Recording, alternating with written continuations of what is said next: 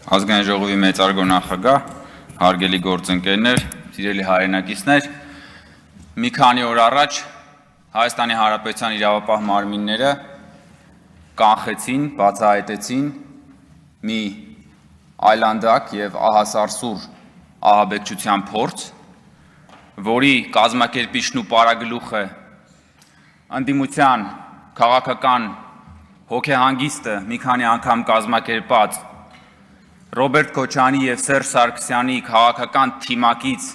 Կտրիչ Ներսիսյանի օրհնությունը ստացած Բագրատ Գալստանյանն էր։ Շատերը այս օրերին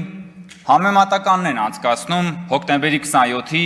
եւ այս ահաբեկչության փորձի հետ։ Բայց ես ուզում եմ ասել, որ հաջողության պարագայում Աստված մի արասցե։ Սա մի քանի անգամ բազմապատիկ ավելի ահասարսուր ահաբեկչություններ լինելու, քան թե հոկտեմբերի 27-ինը։ Ինչու՞։ Որովհետև հոկտեմբերի 27-ի ահաբեկչության թիրախները նստած էին այս դահլիճում Հայաստանի Հանրապետության ղեկավարությունը։ Այս ահաբեկչության թիրախները այս դահլիճից դուրս գտնվող Հայաստանի Հանրապետության յուրաքանչյուր քաղաքացին կարող էր լինել։ Յուրաքանչյուր քաղաքացի կարող էր դառնալ Բագրատ Գալստանյանի կողմից կազմակերպվող եւ ընդդիմության կողմից խրախուսվող ահաբեկչության թիրախը։ Այն ինչ որ Բագրատ Գալստանյանը ծրագրում էր անել Հայաստանում եւ Հայաստանի ժողովրդի հետ արել են միայն օտար նվաճողները։ Միայն օտար նվաճողներն են արել։ Իսկ ինչ էր ինքը պատրաստվում անել ըստ հրապարակված ձայնագրությունների։ Նրանք պատրաստվում էին հրկիզել ավտոբուսներ, որոնց մեջ կարող էիք լինել դուք, սիրելի հայրենակիցներ, ձեր հարազատները։ Ես նաև խմբակցության անունից եմ գրել, խնդրում եմ միացնել։ Նրանք պատրաստվում էին ստեղծել շղթայական ավտովթարներ, որոնց մեջ կարող էիք լինել դուք եւ ձեր հարազատները։ Նրանք պատրաստվում էին երկրում ստեղծել համատարած քաոս եւ այդ քաոսի պայմաններում պատերի տակ գյուլել մարդկանց։ Եվ դուք կամ ձեր հարազատները հանկարծ կարող էիք հայտնվել սխալ պատերի տակ, պատահաբար, եւ ձեզ էլ կարող էին գյուլել։ Կամ մեռնել կամ մերցնել, ինչպես որ ասում է Բագրատ Գալստանյանը։ Ես նորից եմ ասում, այս ահաբեկչության ծրագիրը միայն կարող էր անել Հայաստանի Հանրապետությունն ու հայ ժողովրդին խորապես ատող մարդը կամ հանրույթը։ Եվ դա պատահական էլ չի, որովհետև այդ հրապարակված ձայնագրությունների մեջ այդ մարդն ասում է, այս ազգը խորը անասուն ազգ է։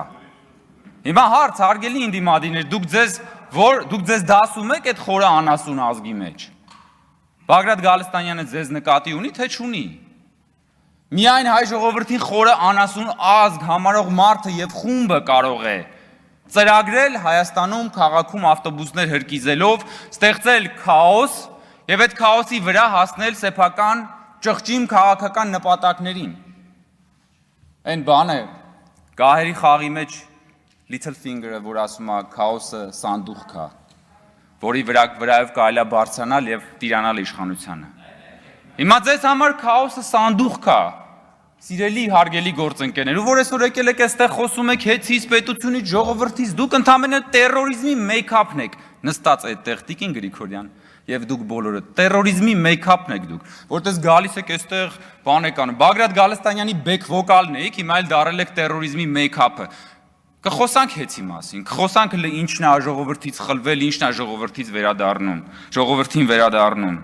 Բայց դուք պիտի պատասխանեք հարցերի, այդ որ ասում է մեռնել կամ մերցնել։ Ձեր քաղաքական թիմակիցը, ձեր հովանավորյալը, դուք դրա մեջ ինչ բաժնեմաս ունեք։ Դուք էլ եք պատրաստվում մեռնել կամ մերցնել։ Դուք էլ եք պատրաստվում պատերի տակ մարդկանց գյուլել, հատկապես հաշվի առնելով, որ վերջերս դաշնակցական ինչ էր անունը, չեմ հիշում, Հրանտ Ինչյան, Մարգարյան, ասել էր, որ հոկտեմբերի 27-ը պորտկում էր, չէ՞։ Դա լավը չեք ասում զարթոնք էր հոկտեմբերի 27-ը։ Չէր ասել տես բան, պարոն Մինասյան։ Չէ ասել տես բան։ Պարոն Մինասյան, հարց եմ տալիս, դուք էլ եք պատրաստվում պատերի տակ մարդ գյուլել։ Դուք էլ եք պատրաստվում մեռնել եւ մերցնել։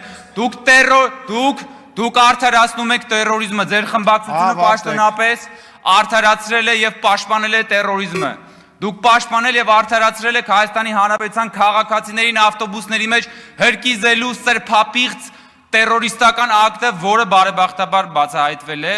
եւ այդ մասին դեռ առիթներ կունենանք էլի խոսել։ Շնորհակալություն։